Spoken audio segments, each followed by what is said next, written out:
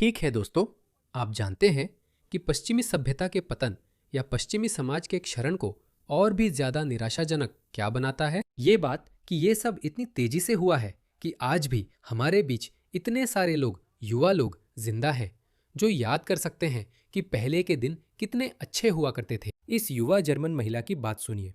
देखिए, वो ज्यादा उम्र की नहीं है, वो शायद 30 के दशक में होगी। मैं अभी अभी बर्लिन के एक सार्वजनिक स्विमिंग पूल में थी और वो था लाइफ शिट्सबाड। शायद कुछ लोग इसे जानते होंगे। मेरे बचपन में वो एक बहुत ही सुंदर स्विमिंग पूल था। मुझे वहाँ रहना अच्छा लगता था, लेकिन जैसे-जैसे मैं बड़ी हुई, वहाँ की हालत बिगड़ती गई। मैं आज सच में बहुत सालों बाद पहली बार वहाँ गई थी, आराम से। चलो मान लो करीब 6 साल बाद। मैं तब से वहाँ नहीं गई थी।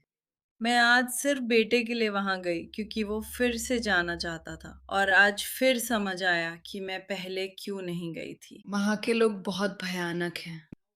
ये बहुत बुरा है और खासकर एक महिला के तौर पे तो ये एक तबाही है। मैं भी बस अपनी चादर पे अपने कपड़ों के साथ बैठ गई थी क्योंकि वहां आप बिकनी में कपड़े उतारना या धूप सेकना या पानी में जाना बिल्कुल नहीं चाहेंगे। वहां इतनी भीड़ थी कि सब कुछ अजीब लग रहा था। हम वहां जल्दी पहुंच गए थे, तब भी ऐसा ही था। वह अभी भी राजनीतिक रूप से सही बनने की कोशिश कर रही है, वह असली मुद्दे की बात नहीं कर रही है। उसने कहा, वहां के लोग बहुत खराब हैं। ग्राहक से, आपका क्या मतलब है? ये लोग कौन हैं? शायद यही समस्या है। पश्चिमी लोग समस्या देख सकते हैं, उन्हें पता है कि क्या गलत है, लेकिन वे उसे खुलकर कह नहीं सकते। मैंने ऐसी महिलाओं को देखा है जिन्हें वही जाने पहचाने लोगों द्वारा परेशान किया गया, छेड़ा गया और उन पर हमला किया गया, और वे फिर भी कहते हैं, ये तो बस आदमी है। मानो हर आदमी एक जैसा हो, जैसे कि फ्रेडरिक या फिलिप या लंदन का जॉन वही है जो सीरिया का अब्दुल या यमन का मोहम्मद है। वे कहते हैं, हम सब प्रवासी हैं। हाँ, जैसे नॉर्वे या स्वीडन से आया श्वेत प्रवासी वही है जो ट्यूनीशिया से आया इस्लामी जिहादी है, जो हमें सिर कलम करना चाहता है। लोग इसे खुलकर क्यों नहीं कह सकते? लोग चीजों को असली नाम से क्यों नहीं बुलाते? बहुत भीड़ थी, वहाँ सब कुछ भरा था और आप लोग डरते हो कि अपनी चीजें चादर पे छोड़ दो क्योंकि वहाँ चोरी हो जाती है, जैसे कौवे चुराते हैं। लेकिन ये कितना दुखद है कि ये बस। तो ये जर्मन लोग अचानक से चोर डाकू बन गए 10 साल पहले? मैं मान रहा हूं कि जर्मनी एक सुरक्षित समाज था। जितना पीछे जाएं, मान लीजिए 30 साल पहले, वो एक बहुत ही सुरक्षित समाज रहा होगा। लेकिन अब ऐसा नहीं है। क्या हुआ? लेकिन दुख की बात है कि अब ये आम हो गया है कि हमें हमेशा चोरी का डर रहता है। ये बहुत दुखद है। क्या ये सिर्फ बर्लिन की बात है या पूरे जर्मनी में ऐसा ही है? तो वो राजनीतिक रूप से सही बोल रही थी। मैं आपको कुछ आंकड़े पढ़कर सुनाता हूँ। असल में मैं आपको दिखाऊंगा। मैं आपको कुछ आंकड़े आखिर में दिखाऊंगा। जिस वजह से उन्हें वो वीडियो बनाने की जरूरत महसूस हुई वो ये है। देखिए इसे। देखिए वो ग्राहक जिनके बारे में वो बात कर रही थी। देखिए ग्राहक। आप देख रहे हैं क्लाइंटेल। ग्राहक। दोस्तों, मुझे एक जर्मन ग्राहक दिख रहा है।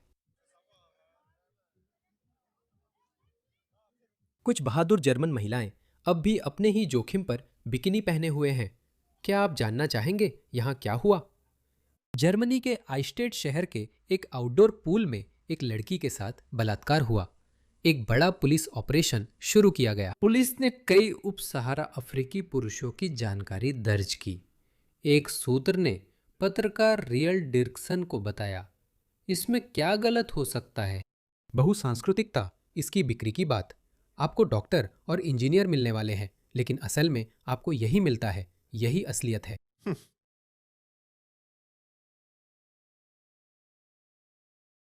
क्या आप और चाहते हैं?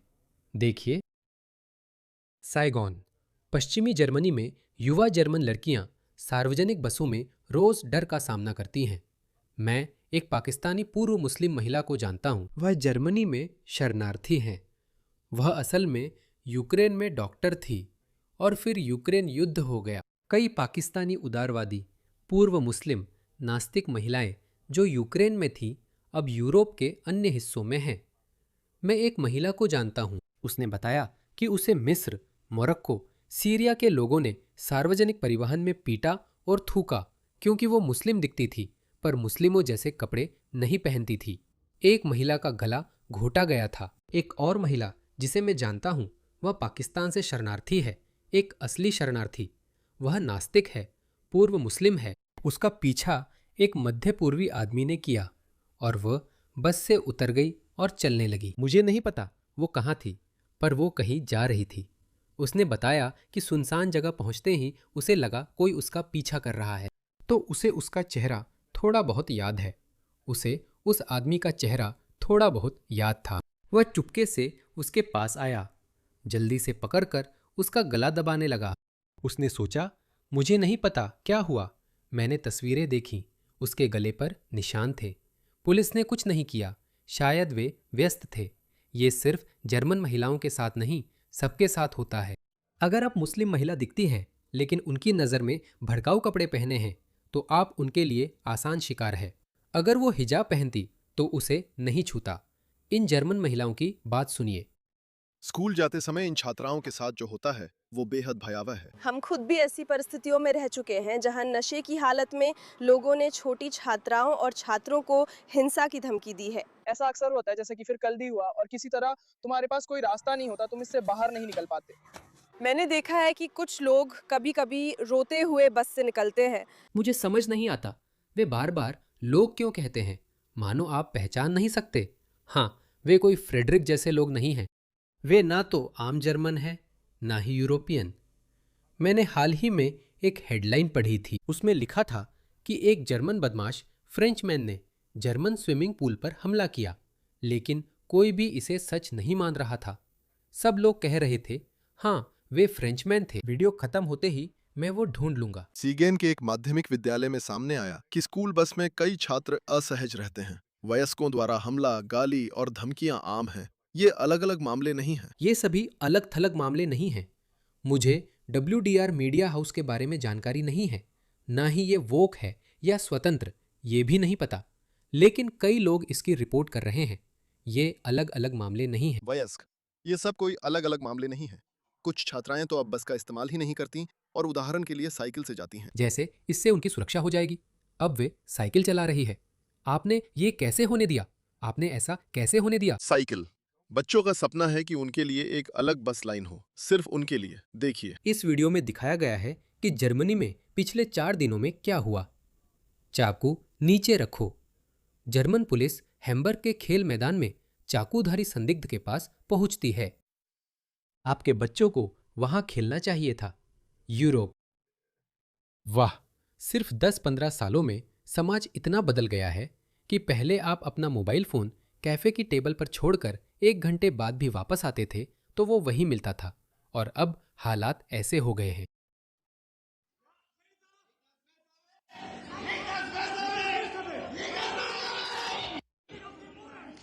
उन्होंने उसे गिरफ्तार कर लिया।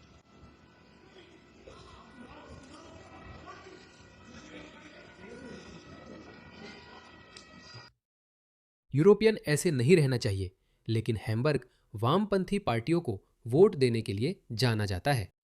दोस्तों, ये वामपंथी है, दोष वामपंथियों का है। और जाहिर है ये सब बस एक दिन बाद ही हुआ। तुर्की मूल के एक आदमी ने 6 लोगों को गोली मार दी। और फिर माफ कीजिए, एक और। रविवार दोपहर, बस 4 दिन पहले, इस आदमी ने 5 महिलाओं के साथ यौन शोषण किया। उसे वहां से ले गए। देखिए वो जर्मन आदमी। जर्मन नहीं। तो दोस्तों, यही है जर्मनी। अब मैं आपको कुछ आंकड़े दिखाता हूं जो पहले भी दिखाए हैं, लेकिन मुझे ये बार बार दिखाने पड़ते हैं क्योंकि आप जानते हैं, अगर आप जानना चाहते हैं कि जर्मन महिलाओं के साथ विदेशी पुरुषों द्वारा छेड़छाड़, बलात्कार, गैंगरेप जैसी समस्याएं कितनी फैली हुई हैं, हमारे पास आंकड़े हैं। हर एक देश ने असल में रिकॉर्ड किया है या डेटा जारी किया है, ठोस आंकड़े। ये कोई अलग थलग घटनाएं या किस्से नहीं हैं। इसे देखिए। जर्मन लोग अभी भी आबादी का 88% हिस्सा है। जर्मनी की आबादी का 12% हिस्सा विदेशियों से बना है। फिर भी वे सभी सामूहिक बलात्कारों में से 67% के लिए जिम्मेदार है। जर्मन।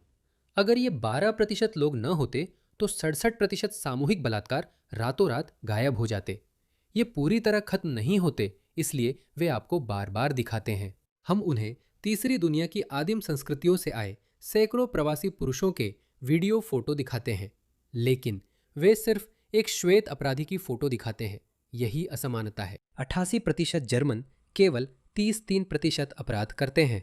जाहिर है, जर्मन पुरुष पूरे अपराध के आंकड़ों में बहुत कम दिखते हैं। लेकिन जब आप इसे और विस्तार से देखते हैं, क्योंकि जाहिर है कि सभी विदेशी एक जैसे नहीं होते, आप जानते हैं, जब आप इसे और विस्तार से देखते हैं तो देखिए, तस्वीर और भी साफ हो जाती है। उन 12% में से 2% से भी कम अफगानिस्तान या अफ्रीका के पुरुष हैं। हाँ, कुछ हजार, शायद कुछ 10,000। फिर भी वे जर्मनी में सभी गैंग रेप मामलों में 34% के लिए जिम्मेदार हैं। एंजेला मर्कल जिम्मेदार हैं। उन्होंने कहा था, हम इसे संभाल सकते हैं। इसी प्रक्रिया में लाखों लड़कियों और महिलाओं के साथ गैंग रेप हुआ। यह स्वीडन है। देखिए वहां क्या हुआ। स्वीडन में यौन शोषण की शिकार महिलाओं की संख्या प्रतिशत जो पहले कम हो रही थी, और इसे देखिए, इस तेज बढ़ोतरी को देखिए। स्वीडन में मुस्लिम पुरुष शरणार्थी आवेदकों की संख्या बढ़ रही है, और जैसे जैसे उनकी संख्या बढ़ रही है, स्वीडिश महिलाओं की जो यौन उत्पीड़न की शिकार होती है, उनकी संख्या भी बढ़ रही है। वहाँ सीधा संबंध है। और फिर ये सिर्फ स्वीडन की बात नहीं है, ये सिर्फ जर्मनी की बात नहीं है। हर एक देश में आप देखें, आंकड़े साफ है, और हमने ये आंकड़े देखे हैं। कई लोगों को ये आंकड़े हासिल करने के लिए कड़ी मेहनत करनी पड़ी दोस्तों। इन सभी पश्चिमी सरकारों ने, जर्मन सरकार, डेनिश सरकार, ब्रिटिश सरकार, इन सब ने इन आंकड़ों को छुपाने के लिए बहुत कोशिश की, लेकिन फिर भी वे इन्हें छुपा नहीं सके। जर्मनी में वेलफेयर पर खर्च तेजी से बढ़ रहा है। सिर्फ जर्मनी में ही नहीं, 47.3% कल्याण लाभार्थी, यानी 47.3% कल्याण पाने वाले लोग विदेशी हैं। जब आपका फ्रेडरिक कड़ी मेहनत कर रहा है, टैक्स दे रहा है, और उन टैक्सों का फायदा कौन उठा रहा है? ये लोग। और देखिए, इनमें तो शुक्रिया भी नहीं है, सब कुछ वैसा ही है जैसे आप कहीं भी देखें। वे अब भी आपसे नफरत करते हैं। वे अब भी नफरत करते हैं। वे उस देश से नफरत करते हैं जिसमें वे हैं। जर्मनी में इस उत्तर अफ्रीकी प्रवासी को देखिए। आपको जर्मनी में यहां कैसा लग रहा है? मुझे यहाँ विदेशी लोग पसंद है, इसलिए अच्छा लगता है। यहां विदेशी लोगों से अच्छा है। आधे विदेशी। जर्मनी की आधी वेलफेयर राशि इन विदेशियों पर खर्च हो रही है। महिलाओं बच्चों के साथ गैंगरेप हो रहा है। उन्हें चाकू मारकर हत्या की जा रही है, और ये सब उन्हीं की वजह से हो रहा है। हे भगवान। विदेशी को दोस्तों, लेकिन जर्मन के साथ नहीं दोस्तों, नहीं।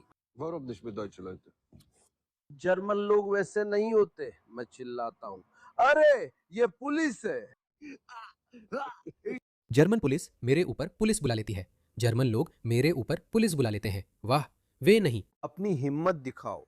देखो, जर्मन लोग ये शांत स्वभाव के लोग हैं, जो काम करते हैं और मेहनत से पैसा कमाते हैं, जानते हो।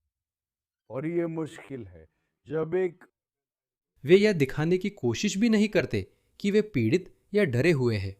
ना ही वे कहते हैं कि हमने अपना देश छोड़ा है, कृपया ऐसा मत करो। वे यह भी नहीं करते। मुझे लगता है कि ये सब 2015 में तब शुरू हुआ जब समुद्र किनारे लाल स्वेटर में सीरियाई बच्चे की लाश मिली थी।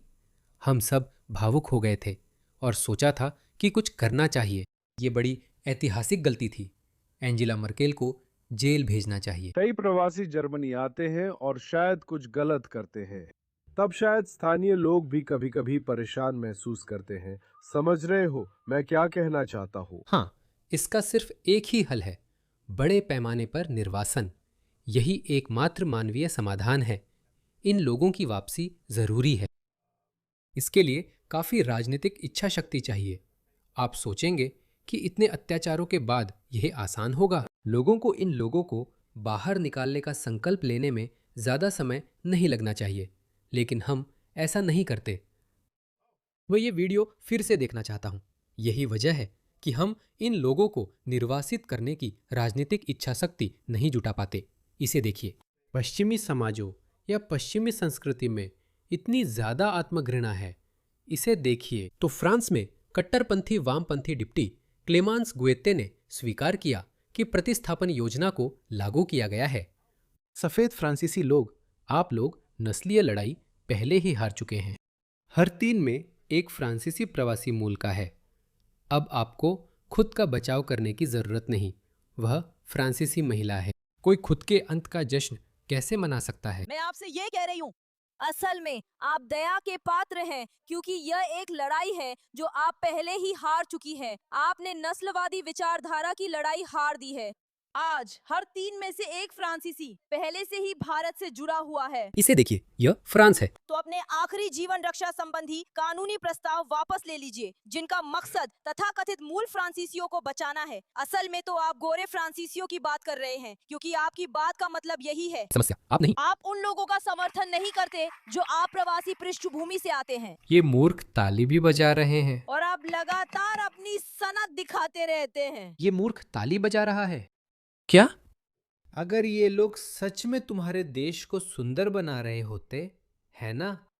और इन लोगों के आने से पहले आप साफ देख सकते थे कि फ्रांस कितना बुरा था, है ना? ठीक है, शायद आप देख सकते थे, शायद आपके पास एक तर्क था, शायद आपके पास एक अच्छा कारण था। लेकिन फ्रांस, यही हो रहा है पेरिस या फ्रांस के साथ। इसे देखिए। वे उड़ रहे हैं वेले फ्रांसवा,